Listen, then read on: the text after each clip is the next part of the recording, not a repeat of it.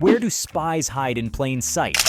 In London, along the River Thames, there is an imposing structure that serves as headquarters for Britain's top secret intelligence agency, MI6. But it hasn't always been this way. MI6 has come a long way from its humble beginnings over a century ago. Back then, it was hidden in nondescript offices, blending in to maintain the ultimate secrecy.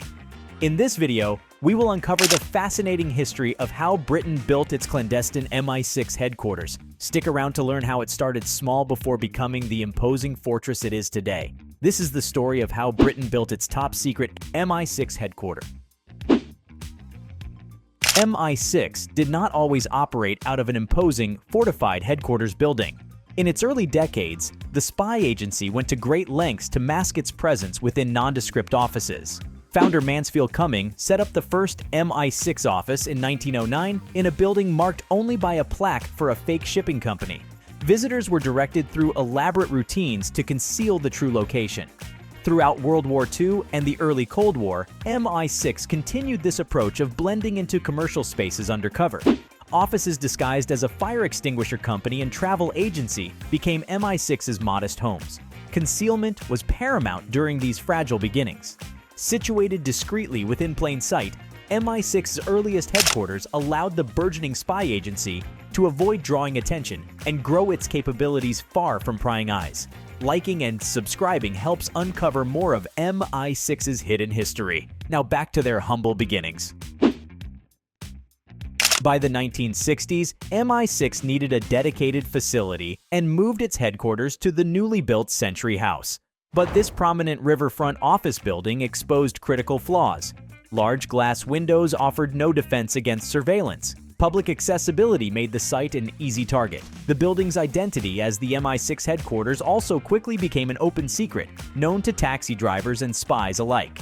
Century House was supposed to enable a new era for MI6. Instead, it hampered secrecy and soon became irredeemably insecure. After just a few decades, it was clear this landmark building failed to provide the obscurity and security an intelligence agency demands. By the 1980s, Century House was clearly unfit to house MI6 operations. Its prominent location and glass facade meant no secrecy was possible inside or out. The open floor plan hindered covert work. As technology advanced, the building lacked capacity for secure systems needed to gather intelligence. And with MI6's presence widely known, Century House utterly failed its purpose. The building was vulnerable to attack and unable to facilitate MI6's mission properly. After just a few decades, every intended innovation of Century House had become a critical liability. MI6 desperately needed a replacement headquarters that could provide obscurity alongside the space and technology to function effectively in the modern world. MI6 faced immense challenges, trying to find a suitable site for a new covert headquarters.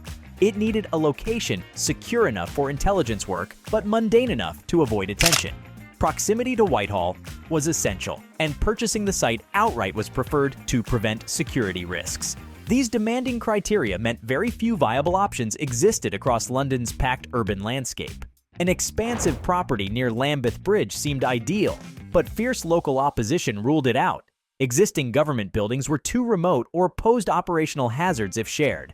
By 1987, MI6 was stuck after exhaustive searches led to dead ends. Unexpectedly, a developer approached with a new office complex, perfectly meeting MI6's wish list. Some delicate maneuvering allowed MI6 to secretly buy the facility before completion. Through a stroke of luck, a headquarters blending into its surroundings while remaining completely invisible was now within MI6's grasp. Click subscribe for more exclusive looks at off-limits places. Let's get back to MI6's secret headquarters. Purchasing a new ready-made headquarters covertly was one thing, but how could MI6 oversee its completion in total secrecy? Extraordinary measures were taken to conceal the building's true purpose throughout construction.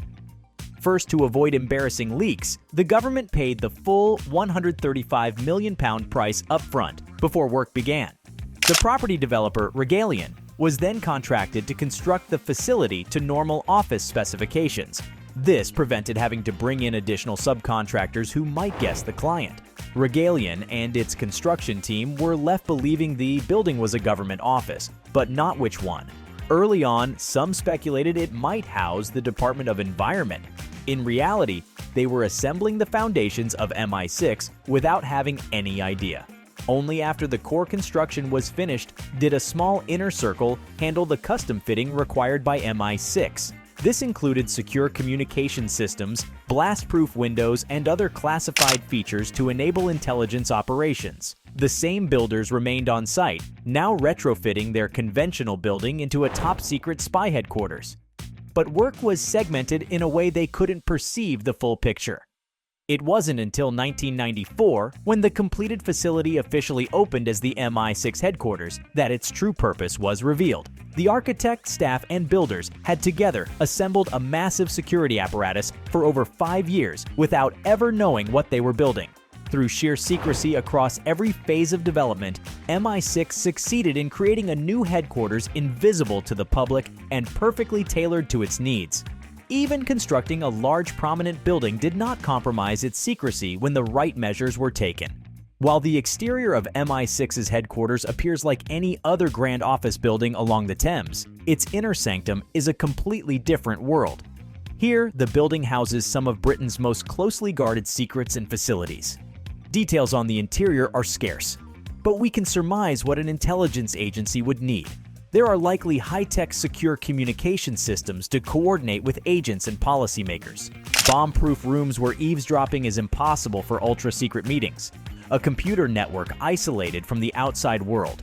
There are also likely facilities you wouldn't expect, a shooting range, an encrypted archive, medical services, maybe even holding cells or a helicopter pad, offices for the chief, handlers meeting foreign assets, technicians forging documents. The building must accommodate every aspect of spy tradecraft under one roof.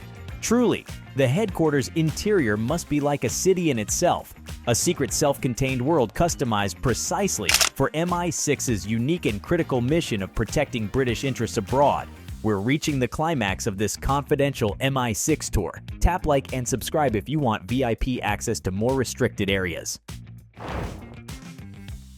The completion of the new Mi6 headquarters marked a dramatic shift toward openness for the traditionally secretive agency. In 1994, then Prime Minister John Major publicly declared the building was the home of Britain's Foreign Intelligence Service. This was the first time the government officially acknowledged the existence of Mi6, a service shrouded in secrecy for decades. The announcement even gave the building the name SIS Building and Mi6's true mailing address, something previously denied. After so many years hiding in the shadows, why this sudden openness? The Cold War had ended, and transparency was seen as critical to keep intelligence agencies accountable now that their purpose was less clear. Even as the new headquarters boosted Mi6's security and capabilities, its existence could no longer be denied. Critically, the building itself and Mi6's public emergence were part of a rebranding. After scandals in the 70s and 80s, Mi6 wanted to shape its new image as a modern, capable service, ready to face 21st century threats. Its secrecy remained, but now Mi6 had to balance this with public credibility to fulfill its mission. A new fortress headquarters and official acknowledgement signaled Mi6 was ready for this new era. And there you have it. The fascinating story of how Britain's foreign intelligence agency, Mi6, went from humble, obscured offices to an imposing fortified headquarters along the River Thames. It took nearly a century of evolution, but Mi6 finally achieved a home balancing secrecy and security with space for expanded capabilities.